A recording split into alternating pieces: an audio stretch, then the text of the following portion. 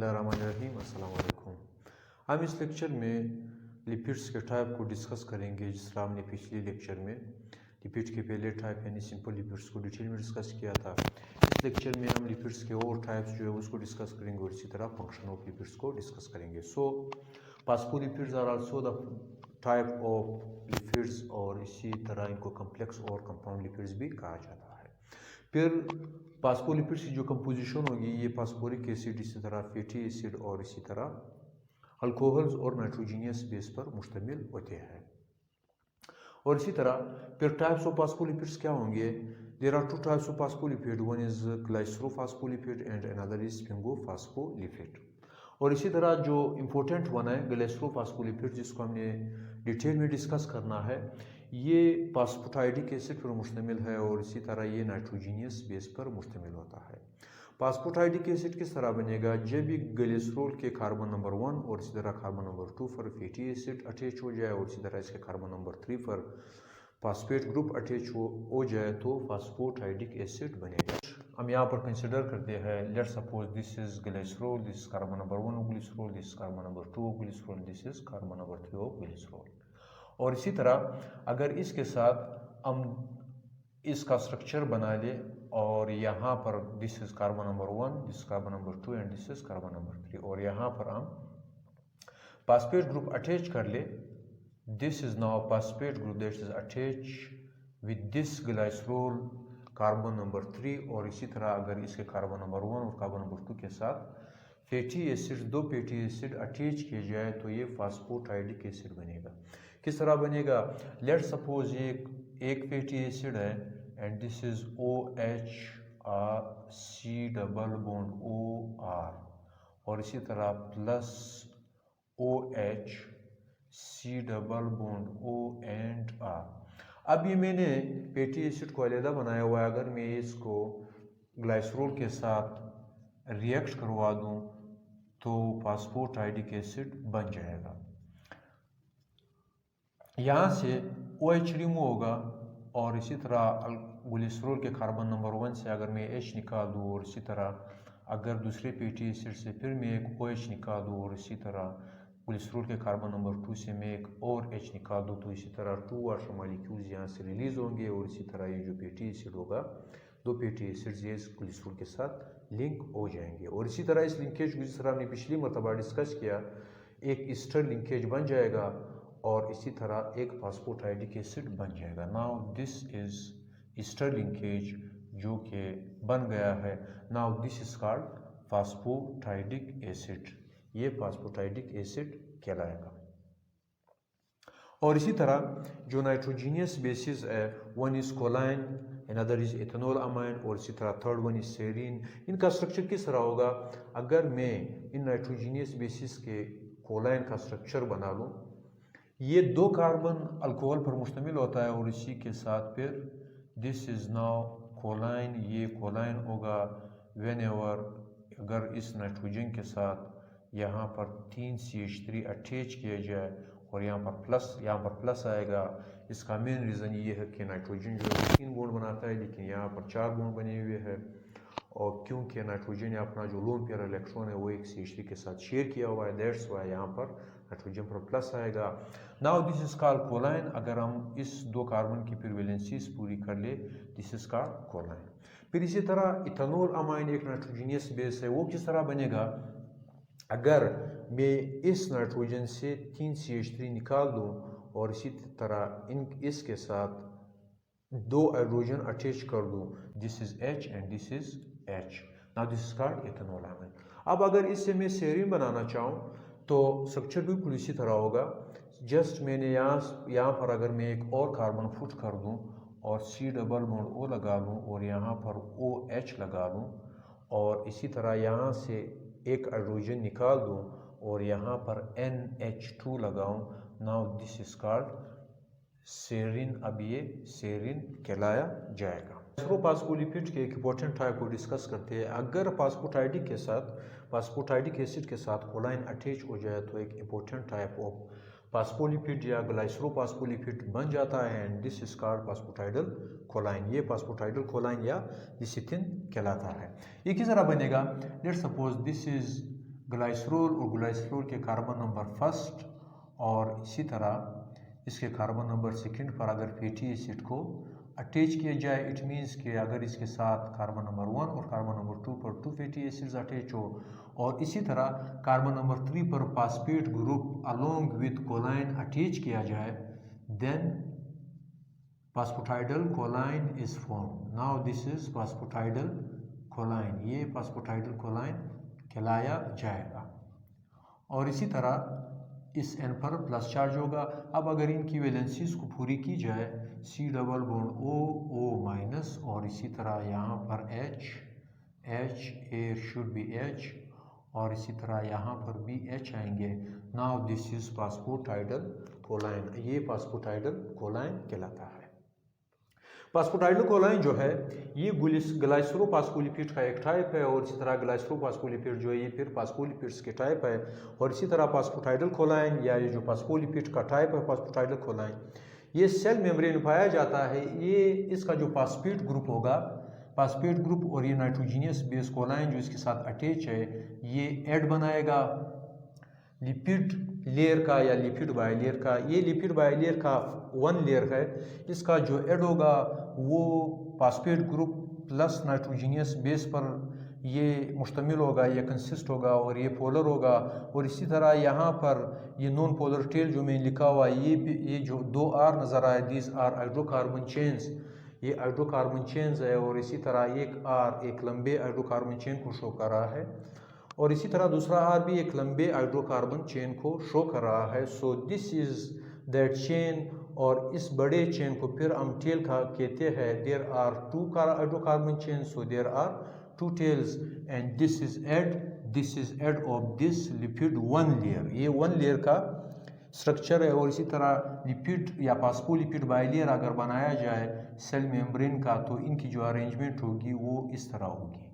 ये जो एड होगा ये वाटर को फेस करेगा H2O and H2O। Let suppose ये जो H2O है ये आउटसाइड सेल मेम्ब्रेन है और ये जो H2O है ये इनसाइड सेल मेम्ब्रेन है। It means this polar head या hydrophilic head is facing water molecules. और इसी तरह जो 2 टेल होंगे जो नॉन पोलर है या हाइड्रोफोबिक है, they are facing each other. और इसी तरह जो and this is now phospholipid bilayer in cell membrane, ये फास्फोलिपिड बाइलेयर होगा सेल मेम्ब्रेन में। और इसी तरह सेल मेम्ब्रेन इस तरह के बहुत ज़्यादा मॉलिक्यूल्स पर या इस तरह के बहुत ज़्यादा स्ट्रक्चर्स पर मुश्तमिल होगा।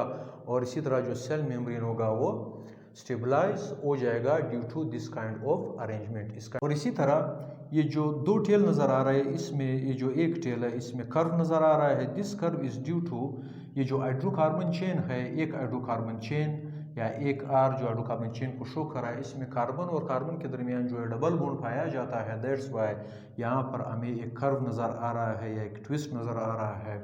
और इसी तरह ये जो स्ट्रेट चेन जो स्ट्रेट हमें नज़र आ रहा है, this straight tail, it shows के ये जो आर है इसका आर यानी ये जो ये हाइड्रोकार्बन्स है इनके कार्बन्स के दरमियान जो बॉन्ड होगा वो सिंगल बॉन्ड होगा। That's why this tail is straight. जो सेकेंड टाइप होगा लिपिड्स का या इनके जो अदर टाइप्स है उसमें एक इम्पोर्टेंट टाइप टर्पीन्स भी है। और इसी तरह ये जो टर्पीन्स है ये आइसोप्रीन यूनिट पर मुश्तमिल है। आइसोप्रीन यूनिट किसको कहा जाता है? लेट सपोज मैं एक आइसोप्रीन यूनिट यहाँ पर बना रहा हूँ। दिस इज़ अगर यहाँ पर डबल बॉन्ड लगाया जाए, यहाँ पर डबल बॉन्ड लगाया जाए एंड here CH3 अटैच किया जाए, now this is called isoprene unit. अब ये आइसोप्रीन यूनिट कहलाएगा। और इसी तरह ये जो आइसोप्रीन यूनिट है ये फिर आपस में मिलकर ये टर्पीन्स बना लेते हैं। किस तरह बनाएंगे इसको भी देखते हैं। ये मैंने एक आइसोप्रीन यूनिट बनाया हुआ है और इसी तरह टर्पीन्स के टाइप होंगे, यानी टर्पीन्स जो है वो कितने आइसोप्रीन यूनिट्स पर मुश्तमिल है इनके due to the number of this terpenes isoprene in terpenes, इनको फिर हम वेरियस टाइप्स में इन टर्पीन्स को डिवाइड करेंगे। लेट सपोज मोनोटर्पीन जो है वो 2 आइसोप्रीन यूनिट्स पर मुश्तमिल होता है और इनका जो मेन एग्जांपल होगा वो मेंथोल होगा। मेंथोल जो है वो मेडिसिनल, इसकी वैल्यू बहुत ज़्यादा है और इसी तरह ये थ्रोट इरिटेशन के लिए इस्तेमाल होता है। अगर मेंथोल को यूज़ किया जाए मेडिसिन में तो थ्रोट इरिटेशन फिर नहीं होगा। इसी तरह डायटरपीन जो होगा ये 4 आइसोप्रीन यूनिट पर मुश्तमिल होता है और इसकी जो मेन एग्जांपल है जो ये विटामिन ए होगा। विटामिन ए जो ये आईसाइट के लिए बहुत ज़्यादा ज़रूरी है। विदाउट विटामिन और due to lack of vitamin A eyesight जो वो कमज़ोर हो जाता है। फिर इसी तरह ट्राइटरपीन जो होगा ये 6 आइसोप्रीन यूनिट्स पर मुश्तमिल होता है और इसकी जो मेन एग्जांपल है वो एम्ब्रिन है। एम्ब्रिन का कोई ख़ास इंपॉर्टेंस नहीं है, ये सिर्फ फिग्स, रेट्स, रेबिट्स अगर उनको ये एम्ब्रिन दिया जाए तो उनका जो स्मूथ मसल कंट्रैक्शन होगा वो थोड़ा सा फास्ट हो जाएगा, उसके जो स्मूथ मसल्स होंगे वो कंट्रैक्शन ज़्यादा करेंगे। फिर इसी तरह जो पॉलीटर्पिन्स होंगे वो कौन से होंगे, जो बहुत ज़्यादा आइसोप्रीन यूनिट्स पर मुश्तमिल हो और इनकी जो मेन एग्जांपल है वो नेचुरल रबर है। नेचुरल रबर की जो यूजेस है वो भी बहुत ज़्यादा है। ये इन टायर्स इस्तेमाल होते हैं, ये जो विंटर के शूज़ होते हैं उसमें जो नेचुरल रबर है इसका यूजेज जो है वो बहुत ज़्यादा है। इसी तरह उसके और भी बहुत ज़्यादा यूजेज होते हैं। फिर इसी तरह जो लिपिड्स है इनका जो इम्पोर्टेंट एक दूसरा इम्पोर्टेंट मतलब एक और important type this is steroids. Steroid जो है बहुत ज़्यादा इम्पोर्टेंट है।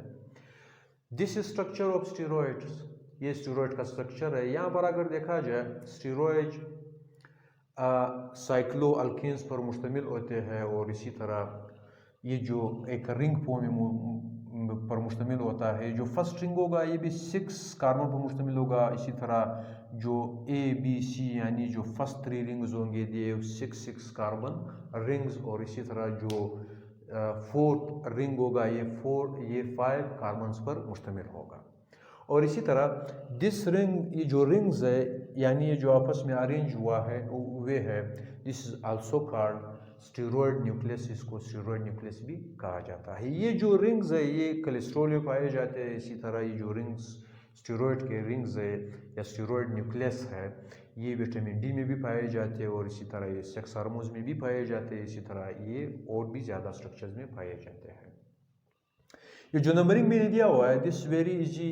यहाँ से हम नंबरिंग स्टार्ट करेंगे 1 2 3 4 5 6 7 8 9 10 11 12 13 14 15 16 17 और इसी तरह यहाँ से 2 लाइनें नज़र आ रही है। This is 19 carbon and this is 18 carbon. ये 18 कार्बन हम कंसिडर करेंगे। अब अगर इस स्ट्रक्चर को हम कोलेस्ट्रॉल के लिए कंसिडर कर ले और यहाँ पर मैं बना लूँ, लेट्स सपोज दिस कोलेस्ट्रॉल और ये एक स्टेरॉइड न्यूक्लियस पर मुश्तमिल होता है और इसी तरह जो कोलेस्ट्रॉल है इसका अपना एक स्ट्रक्चर होता है। किस तरह होगा, मैं ये यहाँ पर बना रहा हूँ। दिस इज 1 6 कार्बन रिंग और and this is second 6 carbon ring और इसी तरह this is third 6 carbon ring and this is fourth 5 member carbon ring. Now ये यहाँ पर बन गया है और इसी तरह ये जो 5 कार्बन रिंग होगा इसको हम यूं भी बना सकते हैं अगर यहाँ से एड शुरू कर ले। Now this is the right one. अब ये स्ट्रक्चर मैंने बनाया और इसी तरह यहाँ से भी एक सी है और यहाँ से भी एक सी है। अब अगर हम नंबरिंग स्टार्ट करें, this is 1, this is 2, this is 3, this is 4, this is 5, this is 6, this is 7, this is 8 and this is 1 2 3 4 5 6 7, this is 8, this is 9 and this one is 10 carbon और 10 कार्बन से फिर एक bond जा रहा है and this is also carbon. इसके numbering को फिर देखते हैं। 9 के बाद 10, this is 11, this is 12 and this one is 13 and this one is 14 15 16 and this one is 17। फिर अगर इसको हम कोलेस्ट्रॉल कंसिडर कर ले तो यहाँ से फिर एक और बॉन्ड जाएगा जो कि कार्बन्स पर मुश्तमिल होगा। This are straight chain carbons, ये स्ट्रेट चेन कार्बन्स है और इसी तरह ये ब्रांच्ड भी है। सो एयर इज ब्रांच और इसी तरह इस कार्बन पर भी एक CH3 लगा हुआ है। Now this is structure of cholesterol, ये कोलेस्ट्रॉल का स्ट्रक्चर होगा और इसी तरह 1 2 3 कार्बन पर OH अटैच होगा और इसी तरह 5 और 6 कार्बन के दरमियान एक डबल बॉन्ड पाया जाएगा और अगर इनकी वैलेंसीज पूरी कर ले, this is CH, this is CH2, this is CH2 CH2 and CH। Now this is complete structure और यहाँ पर CH3 अटैच होंगे, एयर इज आल्सो CH3। अब अगर इसका नंबरिंग यहाँ तक 17 हुआ, दिस इज 18, दिस इज 19, ये जो यहाँ पर बॉन्ड नजर आ रहा है ये 19 होगा, एंड दिस इज नाउ 20, ये जो ऊपर वाला होगा this is 21, this is 22, this is 23, this is 24, this carbon is 25, this one is 26, this one is 27। this is structure of cholesterol. ये कोलेस्ट्रॉल का मैंने एक स्ट्रक्चर बनाया हुआ है। कोलेस्ट्रॉल का जो फंक्शन होगा, ये बाइल साल्ट्स और इसी तरह बाइल एसिड्स में पाए जाते हैं। बाइल साल्ट्स या बाइल एसिड जो ये लीवर में बनते हैं और इसी तरह फिर लीवर से ये हमारे स्मॉल इंटेस्टाइन में आ जाते हैं। इनका जो मेन फंक्शन होगा, स्मॉल इंटेस्टाइन की ये डिडोनियम में आएंगे और इसी तरह डिडोनियम में फिर ये जो लिपिड्स होगा उनको इमल्सिफाई करेगा। इमल्सिफिकेशन मींस के लिपिड्स को ये जो बाइल एसिड्स होंगे या बाइल साल्ट्स होंगे उनका ब्रेक डाउन करेगा, उनको स्मॉल ड्रॉप्स में कन्वर्ट कर देगा, and conversion of lipids into small drops is called emulsification. उसको फिर इमल्सिफिकेशन कहा जाता है। और इनको क्यों इमल्सिफाई किया जाता है? ताकि फिर उनकी डाइजेशन आसानी से हो सके। और इसी तरह जो स्टेरॉयड न्यूक्लियस है विटामिन डी में, जिस तरह मैंने पहले जिक्र किया, विटामिन डी में भी पाए जाते हैं। और इसी तरह विटामिन डी जो होगा this regulate calcium metabolism in our body, या हमारे जिस्म में कैल्शियम मेटाबॉलिज्म को कंट्रोल करता है। फिर इसी तरह this steroid nucleus is also found in sex hormones, ये सेक्स हार्मोन्स में भी पाया जाता है। फिर इसके बाद फंक्शन ऑफ लिपिड्स को देखते हैं कि जो फंक्शन होगा वो लिपिड्स का क्या होंगे। फ्यूल रिजर्व, यानी ये हमारे जिस्म में जब ये स्टोर होता है तो इसमें ये एक फ्यूल स्टोरेज का सोर्स होता है, यानी इसमें फ्यूल स्टोर होते हैं। इसके जो मेन जो लिपिड होगा this try acyl glycerol, try acyl glycerol जो होगा ये फ्यूल रिजर्व होगा हमारे जिस्म में, और जब ज़रूरत पड़ेगी फ्यूल की तो इसके ब्रेक डाउन होगा, वो हमारे जिस्म को ये फ्यूल या एनर्जी प्रोवाइड करवाएगा। फिर इसी तरह कंस्टिट्यूएंट ऑफ मेम्ब्रेन, जिस तरह हमने पहले डिस्कस किया कि फास्फोलिपिड का जो इंपॉर्टेंट टाइप है phosphatidyl choline, this is also part of cell membrane and this is very important. और इसी तरह सेल मेम्ब्रेन में जो कोलेस्ट्रॉल भी पाए जाते हैं, कोलेस्ट्रॉल ज़्यादा अमाउंट में होते हैं, एंड द सेल मेम्ब्रेन पर जो परमेबिलिटी है सेल मेम्ब्रेन की वो इन कोलेस्ट्रॉल्स पर डिपेंड करती है।